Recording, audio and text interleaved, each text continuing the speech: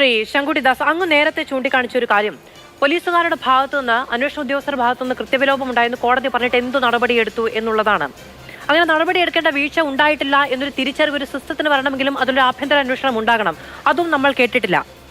കോടതിക്ക് ഇത് ദഹിക്കാൻ കഴിയാത്ത എന്തോ ഒരു പ്രശ്നമുണ്ട്. അന്വേഷണ ഉദ്യോഗസ്ഥർ കാഴ്ചവെച്ച തെളിവുകളുടെ അടിസ്ഥാനത്തിൽ ആ വിധി പറയുമ്പോൾ കോടതിക്ക് എന്തോ പ്രശ്നമുണ്ടായി എന്നൊരു സമീപനമാണ് ഉണ്ടാകുന്നതെങ്കിൽ ആ കോടതി ഏതാണ് ശ്രീ ശങ്കുടിദാസ്? പോക്സോ കേസുകൾക്ക് അതിവേഗ വിചാരണ ഉണ്ടാകണം, നീതി എത്രയും പെട്ടെന്ന് ലഭ്യമാകണം എന്ന ഉദ്ദേശത്തോടെ സ്ഥാപിക്കപ്പെട്ട കോടതികളാണ്. അതിന്റെ എണ്ണത്തിലുണ്ടായ വർധന നേരത്തെ ശ്രീ വി വസീഫ് വലിയ ആത്മവിശ്വാസത്തോടെയും അഭിമാനത്തോടെയും പറയുന്നുണ്ടായിരുന്നു. ആ കോടതിയിൽ നിന്ന് കിട്ടാത്ത നീതി ഏത് കോടതിയിൽ നിന്നാണ് കിട്ടേണ്ടത്? നോക്കൂ, അത് കോടതിയുടെ പെശക് കൊണ്ടോ നിയമത്തിന്റെ പെശക് കൊണ്ടോ അല്ല, അന്വേഷണത്തിന്റെ പെശക് കൊണ്ടാണ് സംഭവിക്കുന്നത്. ഏറ്റവും പ്രാഥമികമായിട്ടുള്ള കാര്യം ഞാൻ പറയാം. ഇപ്പോൾ പ്രതികൾ ശിക്ഷിക്കപ്പെട്ടില്ല, ആ കുട്ടിയുടെ കുടുംബത്തിന് കിട്ടേണ്ട ഒരു സ്വാഭാവിക നീതി ഉണ്ടല്ലോ. SC/ST വിഭാഗത്തിൽ പെടുന്ന കുട്ടിയാണ്. SC/ST അട്രോസിറ്റീസ് ആക്ട് പ്രകാരം സെക്ഷൻ 325 പ്രകാരം അങ്ങനെ ഒരു കുട്ടിക്കെതിരെ ഒരു കുറ്റകൃത്യം നടന്നു കഴിഞ്ഞാൽ അവിടെ കോമ്പൻസേഷനുള്ള അർഹതയുണ്ടല്ലോ. ഇവിടെ ആ വകുപ്പ് ചുമത്താത്തത് കൊണ്ട്, SC/ST അട്രോസിറ്റി ആക്ട് പ്രകാരമുള്ള വകുപ്പുകൾ ചുമത്താത്തത് കൊണ്ട് സർക്കാരിൽ നിന്ന് ന്യായമായി കിട്ടേണ്ട നഷ്ടപരിഹാരം പോലും ഈ ഇരയുടെ കുടുംബത്തിന് കിട്ടാതെ വന്നു. ഹൈക്കോടതി കയറിയതാണ് ആ കാര്യം. ഞാൻ പറയുന്നത് ഈ കോടതിയുടെ വിധിയിൽ വളരെ കൃത്യമായി കോടതി പറയുന്നുണ്ട് ലാക്യൂണാസ് ഇൻ ഇൻവെസ്റ്റിഗേഷൻ എന്തൊക്കെയാണ് അന്വേഷണത്തിലെ പിഴവുകൾ. 4 പേജുകളിലായി 8 പോയിന്റുകളായി കോടതി ആദ്യം മുതൽ അവസാനം വരെ തെളിവ് ശേഖരിച്ചതിൽ അന്വേഷണ ഉദ്യോഗസ്ഥൻ ഈ കുറ്റകൃത്യം നടന്ന സ്ഥലം സന്ദർശിച്ച സമയം, അവിടെ നിന്ന് തെളിവ് ശേഖരിച്ച സമയം, ഈ ശേഖരിച്ച തെളിവ് സൂക്ഷിച്ച രീതി, അൺസീൽഡ് ആയിട്ടുള്ള കവറുകളിൽ എല്ലാ തെളിവുകളും കൂടി ഒരുമിച്ച് സൂക്ഷിച്ചിട്ടുള്ള രീതി, അതേപോലെ തന്നെ ബന്ധപ്പെട്ടിട്ടുള്ള സ്ഥലങ്ങൾ പരിശോധിക്കുന്നതിൽ വരുത്തിയിട്ടുള്ള പിഴവ്, ഇങ്ങനെയുള്ള 100 കണക്കിന് പിഴവുകൾ വരുത്തിയിട്ടുള്ള ഒരു അന്വേഷണത്തിന്റെ അടിസ്ഥാനത്തിൽ എങ്ങനെയാണ് കോടതിക്ക് ശിക്ഷിക്കാൻ സാധിക്കുക? കാരണം നമ്മുടെ നിയമവ്യവഹാരത്തിന്റെ രീതി എന്ന് പറയുന്നത് ഒരാളെ എങ്ങനെയും ശിക്ഷിക്കുക എന്നുള്ളതല്ല, ഒരാളെ എങ്ങനെ ഒഴിവാക്കാമെന്ന് ആലോചിക്കുന്നതാണ്.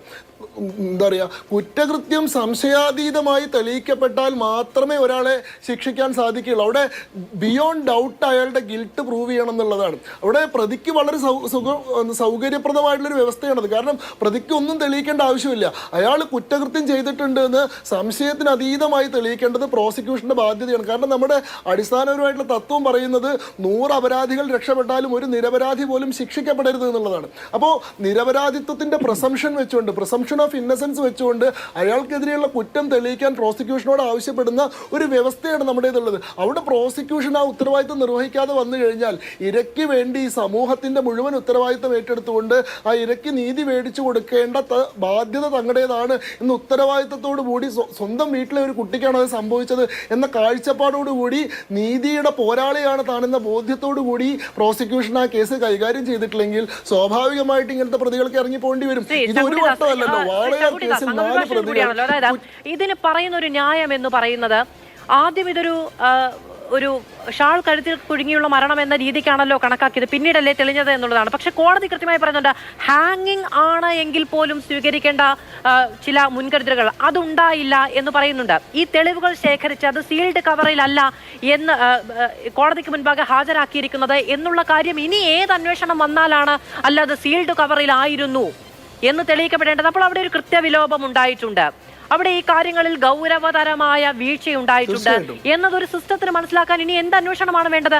അങ്ങനെയെങ്കിൽ ആ വീഴ്ച വരുത്തിയ ഉദ്യോഗസ്ഥർക്കെതിരെ നടപടിയെടുക്കാൻ ഇനി ഏത് റിപ്പോർട്ടാണ് വേണ്ടത്?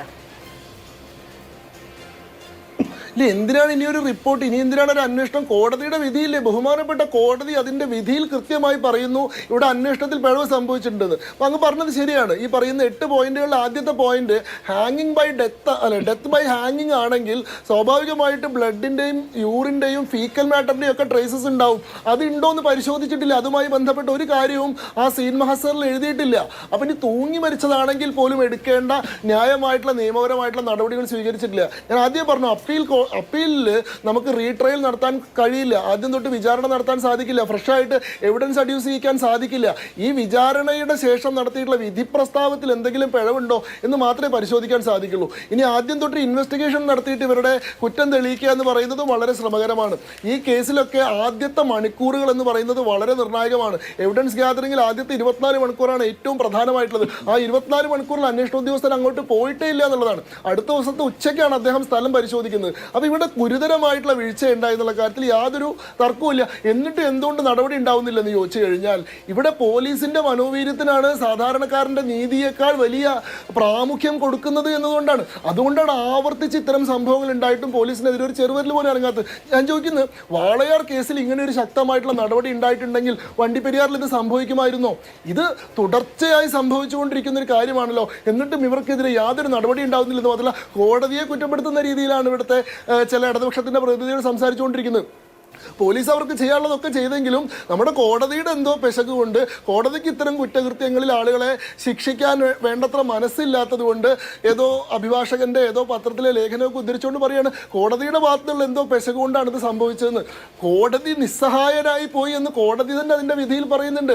വി ബിക്കം ഹെൽപ്ലെസ് എന്ന് കോടതി പറയുന്നുണ്ട്. കാരണം അന്വേഷിച്ച് ആ കുറ്റം തെളിയിക്കേണ്ട തെളിവുകൾ കൊണ്ടുവരേണ്ട പ്രതിയുടെ കുറ്റകൃത്യം സംശയാതീതമായി തെളിയിക്കേണ്ട ബാധ്യതയുള്ള പ്രോസിക്യൂഷൻ അതിന്റെ കടമ മറന്നുകൊണ്ട് എന്താണ് പ്രതികൾക്ക് നിർലോഭം പുറത്തിറങ്ങി നടക്കാനുള്ള സൗകര്യം ചെയ്തു കൊടുത്തു കഴിഞ്ഞാൽ കോടതിക്ക് പിന്നെ എന്താണ് ചെയ്യാൻ സാധിക്കുക? അപ്പൊ ഇവിടെ ഗവൺമെന്റ് പ്രോസിക്യൂഷന്റെ വീഴ്ചയിൽ മാത്രമല്ല ആ വീഴ്ചയ്ക്ക് മേലെ നടപടി ഉണ്ടായിട്ടുള്ളത് കൂടിയാണ്.